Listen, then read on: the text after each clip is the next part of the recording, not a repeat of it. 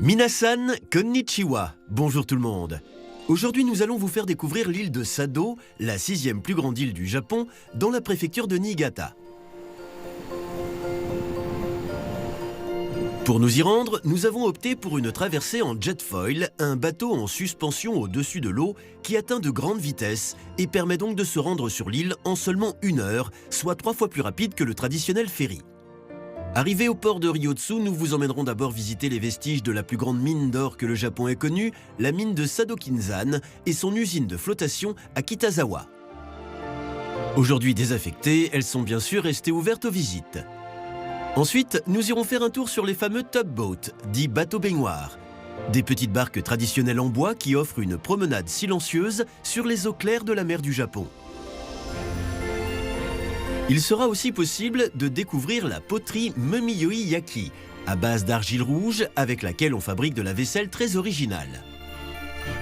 Nous finirons par le festival le plus réputé de l'île qui célèbre la terre à travers la musique rythmée des tambours de la troupe d'artistes Kado. Une journée sur l'île de Sado, c'est tout de suite dans Asie Insolite. Composée de 2 grandes chaînes de montagnes, de rivières, de lacs et de plaines, Sado est considérée comme un microcosme du Japon. Mais non seulement gâtée par sa nature, elle est aussi riche d'une grande histoire culturelle. L'île a d'abord servi comme lieu d'exil pour les opposants et les intellectuels hostiles au gouvernement en vigueur, ce qui lui valut le surnom d'île maudite, mais lui a aussi permis d'augmenter sa démographie. Son histoire s'est surtout développée lorsque l'or y a été découvert à l'époque d'Edo, en l'an 1601. Suite à cette découverte, sa croissance économique explosa et elle devint l'Eldorado japonais. Les opposants et les exilés politiques n'étant pas assez nombreux pour suffire à la production, on y envoya des sans-abri pour en faire de la main-d'œuvre supplémentaire. Sado-Kinzan est encore aujourd'hui la plus grande exploitation d'or et d'argent du Japon. Durant ces années folles, elle produisait jusqu'à 400 kg d'or par an. Les veines minérales de la mine ont été creusées pendant si longtemps que, vue de l'extérieur, la montagne semble avoir été divisée en 2. Il est dit qu'elle a été creusée si profondément que l'eau de source commençait à s'y écouler. Après 400 ans d'exploitation, la mine ferma en 1989. En effet, après la Seconde Guerre mondiale, les jeunes se sont urbanisés et la main-d'œuvre devint trop insuffisante. Elle est aujourd'hui ouverte aux visites à travers un sentier de promenade souterrain qui traverse les tunnels. La première partie exhibe des automates à taille humaine, représentant des mineurs traditionnels et travaillant avec d'authentiques machines et outils d'époque.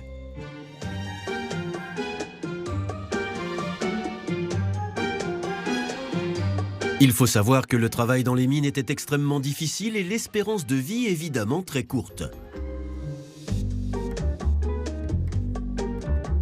Le parcours se termine sur un petit musée exposant en vitrine l'or issu des minerais et tout le travail qui était effectué en dehors de la mine.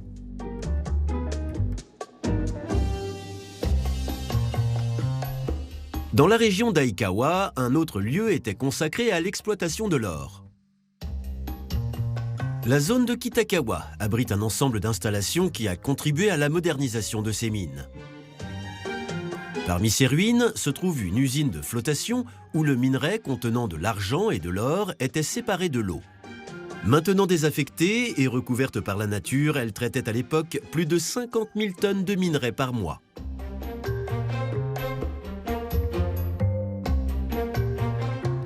Son architecture atypique et les vignes recouvrant ses vestiges font de ce complexe un lieu très prisé des photographes.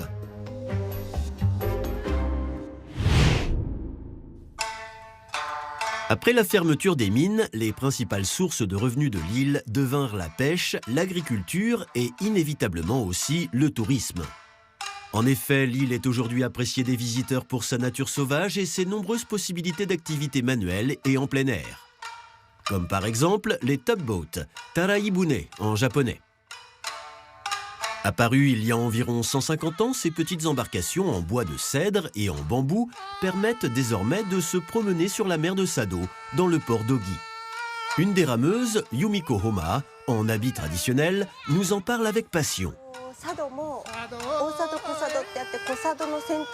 La côte est très étroite et rugueuse, donc les gros bateaux ne peuvent pas rentrer dans le port. Du coup, à l'époque, les habitants ont inventé les tugboats pour aller pêcher les coquillages et les poissons.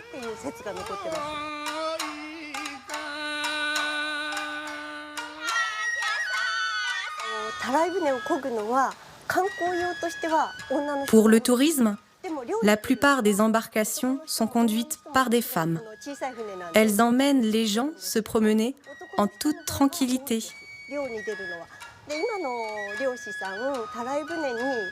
Concernant la pêche, les hommes utilisent les tugboats pour attraper des coquillages et des poissons. Maintenant, il y a même des gens qui mettent des moteurs aux tugboats pour pouvoir aller plus loin.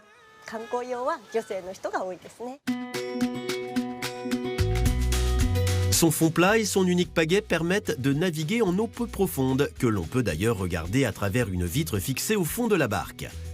Ces particularités rendent ce bateau devenu rare, une attraction typique de l'île.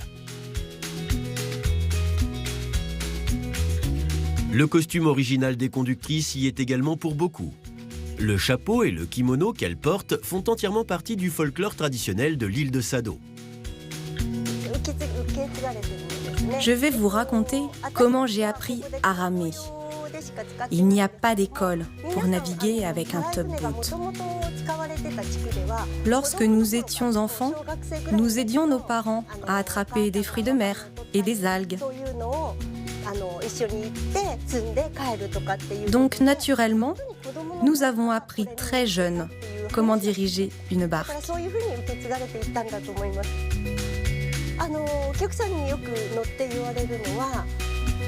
Parfois, les touristes me demandent s'il m'arrive de tomber dans l'eau ou d'avoir des accidents. Mais le tugboat est très sûr, très stable.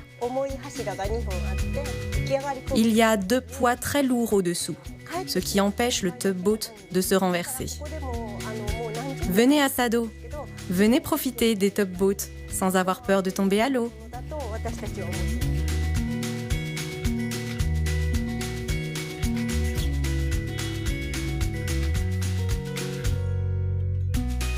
Une fois embarqué, aucun bruit ne se fera entendre, si ce n'est le rythme créé par le son de la pagaie contre le bois du bateau. Vous pourrez alors admirer et profiter des eaux riches et transparentes de la mer de Sado en toute tranquillité.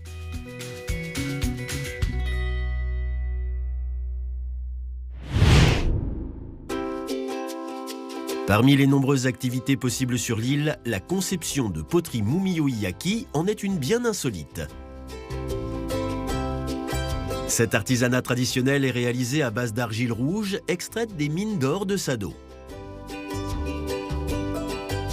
C'est un type de poterie très demandé par les restaurants européens, du Japon, car sa couleur rouge, due à l'oxyde de fer contenu dans l'argile, est si intense et complexe que chaque tasse confectionnée devient unique.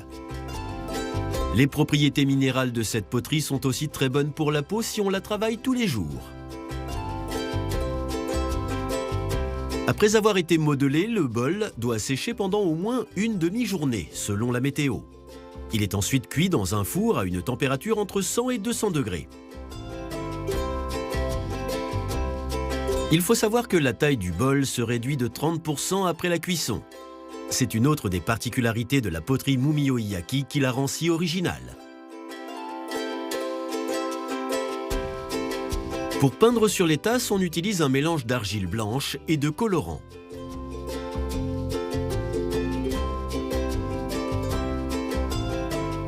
Ici, le modèle utilisé est un modèle traditionnel d'une tribu africaine. Les formes sont très géométriques et structurées. En japonais, cela se dit Kikagaku Moyo. Pour la petite anecdote, le potier de cet atelier n'est pas présent car il est également un des 2 gardes du danseur du festival qui a justement lieu en ce moment même.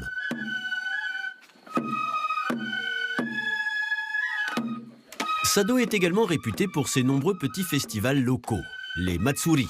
pendant lesquels on danse, on joue de la musique ou on joue du théâtre no, un théâtre traditionnel datant de l'époque d'Edo. Tout ceci représente l'héritage culturel des fameux intellectuels exilés sur l'île. Le plus renommé est le Festival de la Terre, organisé chaque année pendant lequel la célèbre troupe Kado martèle des tambours traditionnels, les taiko, pour célébrer la récolte et la paix entre chaque famille du village.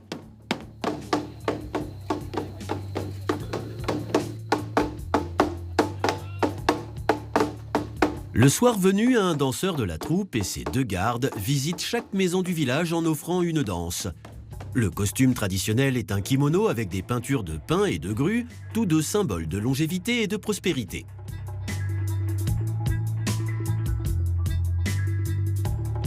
Il est aussi de tradition d'avoir en sa possession un kaki, fruit très présent sur l'île, et une boîte à graines dans les mains pour symboliser la récolte et la richesse. C'est une bonne manière de renforcer les liens de la communauté car non seulement chaque foyer est visité, mais on organise aussi de grands repas qui rassemblent aussi bien les habitants que les artistes.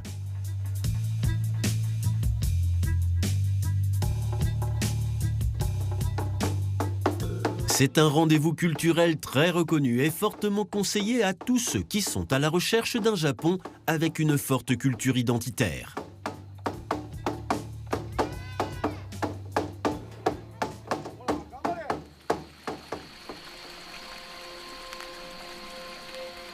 Depuis l'arrêt total de la mine et la réduction drastique de l'utilisation des pesticides par les agriculteurs, l'île est redevenue le principal lieu de ponte de l'ibis nippon, un oiseau qui avait totalement disparu. Le passé atypique de l'île de Sado se partage entre terre d'exil et ruée vers l'or. Mais aujourd'hui, la fusion entre les traditions venues de l'extérieur et la richesse de sa nature ont permis à Sado de devenir un véritable carrefour culturel et une destination phare pour les randonneurs aguerris.